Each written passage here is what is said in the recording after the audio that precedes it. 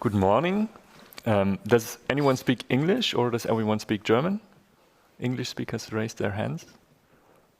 9? 1? 2? Okay. Then we'll do it in English, if that's fine with everyone. If you have any questions in the meantime or anything, and you feel more comfortable in German, feel free to ask in German. We speak German as well. Very warm welcome to our workshop, they call it MASTERCLASS, we call it workshop, about democratizing safety data. I think on the invitation, it was written data and AI, and I think HSE or something. So HSE is health, safety, and environment. And we thought, well, we are here with a lot of mostly students, I guess, and we actually have a dream, namely democratizing safety data. What that means, we will come to in a second. But first, why do we want that? Because we have a big vision, and the vision is called Vision Zero. Everyone working for E.ON leaves work safe and healthy every day.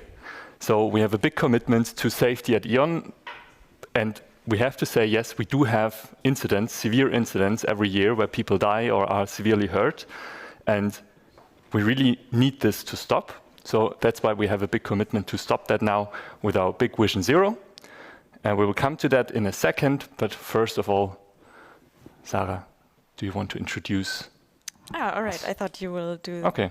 Do you want to do the next 2 slides and then I'll... I can do. So yeah, who are we? We are E.ON's tech core. So the two of us, we're working for E.ON Digital Technology, which is a department, or not a department, but a subsidiary of E.ON's global SE. So E.ON SE has around 70,000 plus employees around Europe. So we are present in, I think, most Central European countries.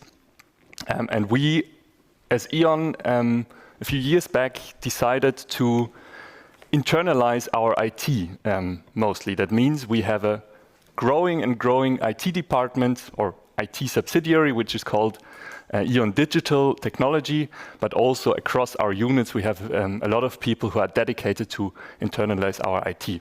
So our new slogan is, "We love technology." E.ON is actually now becoming more and more a technology company. Our digital part is now about 4,000 employees across 11 European countries or regions. We have a lot of locations where you can work. Alone in Germany, I think we're all coming from different places. We are a remote-first company. Still, we have offices where people now come back and like to work because we make them really beautiful. Why? We got some slides from HR because they hope to recruit some of you. Yes, we do have a lot of benefits, but to be honest, you can read them, but for me, they're really irrelevant because we at E.ON, we have a really crazy mission, right? I mean, it's not so present at this MMK, but last year I remembered it was all about sustainability and energy transformation. And yes, we are doing that. We have a so important job, and the benefits are nice, and we have a very nice culture to work at, and it's fun. But for me, the big part of why it's so cool working at E.ON is because we have a mission we have to fulfill, and then, I mean, work has to be done, and then it gets easier, right? And then you just want to do it. Awesome. Yeah, now I can say a few more words about our team, actually. So totally agree with Lukas. For me, shaping the energy transition is a big motivator for sure as well. We do have a really nice office in Munich, though, so it is great to work in Munich for E.ON as well, where people come to the office and have fun events. Lukas is there most of the days. So that's a really nice benefit as well. And yeah, our team, so Lukas and I, my name is Sarah, we're both in the Data and AI for Energy Networks team. We are a bit special in the way that we're organized as an in-house consultancy. This was actually a deliberate decision because we said we only want to do the data and AI projects that really bring a value to the business. And so the business needs, we need to work with the business needs to pay us for our projects. That way we make sure we only develop solutions that are, relevant and in alignment with what the business needs. And you see here our team. Of now 45 people, I think, at least, in the Data and AI for Energy Networks team, with us as team leads, and Kira and Kadir is our head of the unit. And this picture actually is already a great example of why HSE matters in energy networks. You can see us all, we have all these safety vests in the helmets. This was super important, we had to wear them. And yes, Lucas is already showing you, you cannot really see it, but there are two people climbing up there. It's like 20, 30 meters or so. It was quite impressive to see that for us. I mean, we mostly work on the computers all day, right? Not that much can happen. Things can happen on the computer as well, but I think these people are doing like the real hard work and the real dangerous work, and this was super impressive for us to see why it matters to keep them safe and to drive HSE measures forward. And freezing, so this was sometime in winter, and we were like, everyone wanted to go back into the bus because it's really cold, and they were up there 30 meters in the sky, and yeah, working there all day, and I was like, okay. Yeah. Yeah, really impressive. Right, so our mission is to make the energy transition happen and to boost efficiency using data and AI. So we develop data and AI solutions. Why is this important for energy networks? I want to say a few words about that. So, well, first of all, energy networks are critical infrastructure, so it's important to keep it running. In Germany, we have a super safe and reliable electricity grid. You probably don't even remember the last time you had an electricity outage because, yeah, the German energy system is so stable. But actually also we are facing a huge transformation, the energy transition, and it kind of turns the whole system upside down because we used to have the centralized production, electricity flowing one way from a coal or gas or nuclear power plant, and down to the household or the industrial consumer. Now it all changes. We have a lot of decentral and volatile generation, PV, wind power plants, and we cannot steer them. So now we have to kind of adapt to this volatile generation. And this is a great challenge for the energy networks who are not used to that. They're not built for that. They now have to make sure they can integrate flexible assets as well, so like battery storage or something, to really bring together generation and demand. This is a huge challenge, and this is really the reason why digitalization and data and AI are essential for the energy transition. Yeah. Next slide. Right, there are also there are already some great examples, and we're working on a lot of them too, how AI can transform energy networks in really a lot of places and areas. So for one, we used to be very blind about our networks. We didn't need to know how they look like because it was also like easy from top down to steer it. But now with the volatile and decentral generation, we need to become aware of what our networks look like. So we need sensors, and we need topologies, and we need to calculate the state of the network. And this is where data and AI can do a lot. For example, with image analysis, but also with data quality measures, so ensuring that we have an accurate view of our network. Then I mentioned already we have a critical infrastructure, so you might hear about these news in the USA. Often you hear there's a storm, and then, I don't know, part of Texas is without electricity, right? Luckily, we don't have that so much here, but we do need to make sure that our assets are not that affected. So we do have a lot of measures in place as well to kind of make sure, we know where we have dangers. And during that one visit where we also saw the guys climbing on the power line, we actually visited Schleswig-Holstein. So we have an energy network operator there, and they are also building a tool to predict flooding because it is a problem already there, will become probably more of a problem, and they need to know which assets there are in danger of being flooded at some point, and then they need to make them flooding proof. And then, of course, HSE can't be neglected. So, as we saw, this is a lot of actually like manual field work that's going on. So we're really maintaining like this huge infrastructure. So this is tough work, dangerous work, and we really have to make sure that we use all the data we have to improve our HSE culture. And next slide. This is where Vision Zero comes in. So Lucas mentioned it already. We do have, unfortunately, severe incidents, also fatalities every year.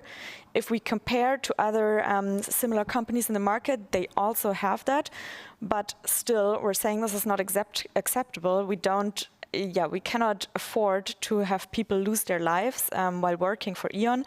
And so this vision was drafted by the HSE department, and really the commitment to, hey, we want to really do everything we can for this Vision Zero, to have 0 fatal incidents, because every E.ON employee should leave work safe and healthy. So what we need to do for that, and this is where data and AI come in, so we need to know more about our incidents. We need to know why are incidents happening. We need to understand what are the reasons to then derive measures, and then kind of analyze how we can prevent them in the future, right? So this is really the critical point where we came in. And yeah, we started by looking at the data in our department. So first challenge is we have a lot of isolated data silos. So data is scattered across systems.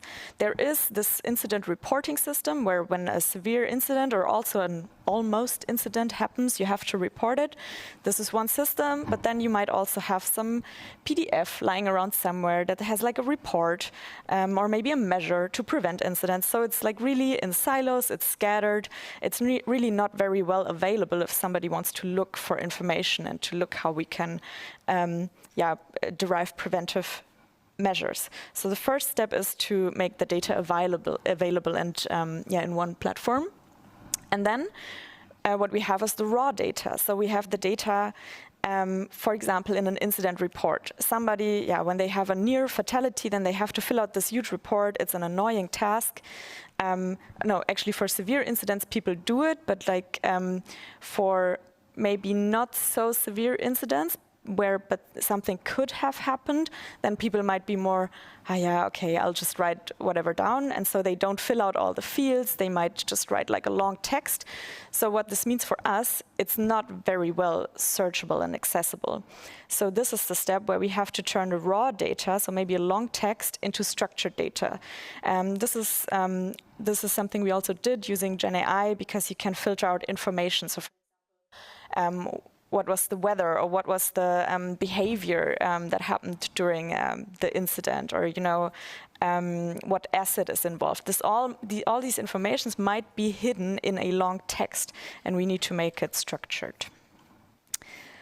And then, now we have the structured data, great, but really to derive value out of it, we need to analyze the data and need to kind of make sense of it, right? So we need to understand why are incidents happening, and then how can we prevent them in the future. So we don't want just the structured data, we want insights out of the data.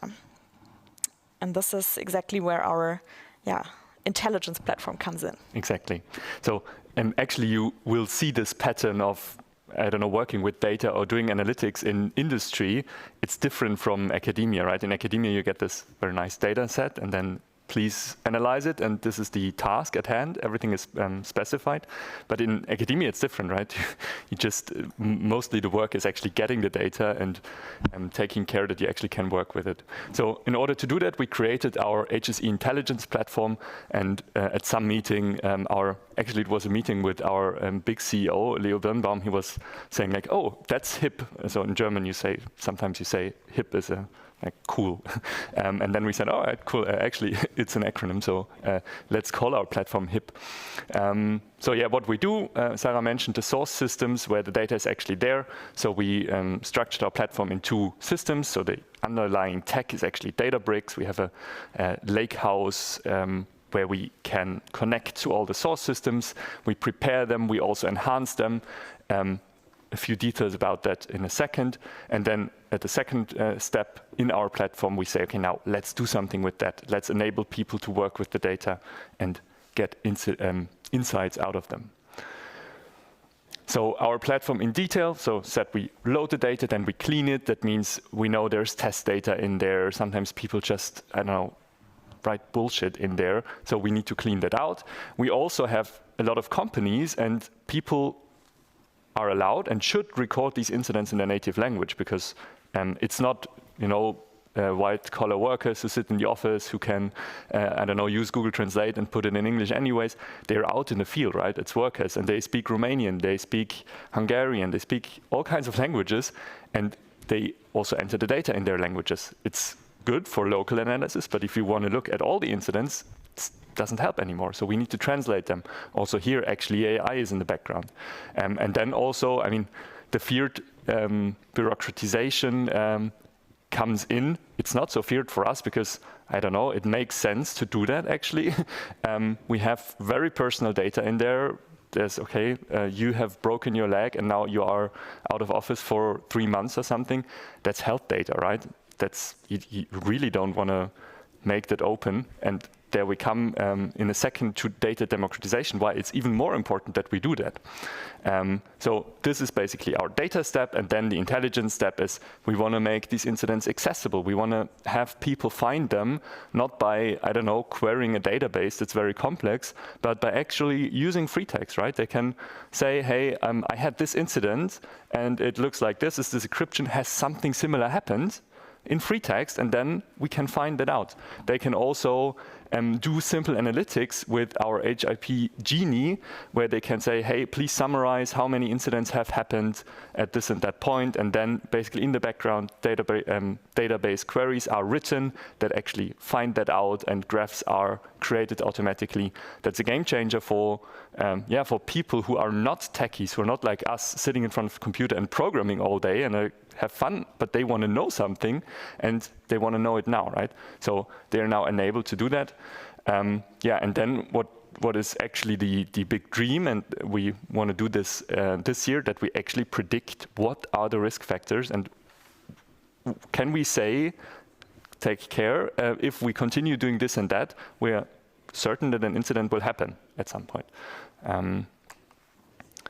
One step we left out before, because this leads us to kind of the focus of this workshop today, is that we want to democratize data.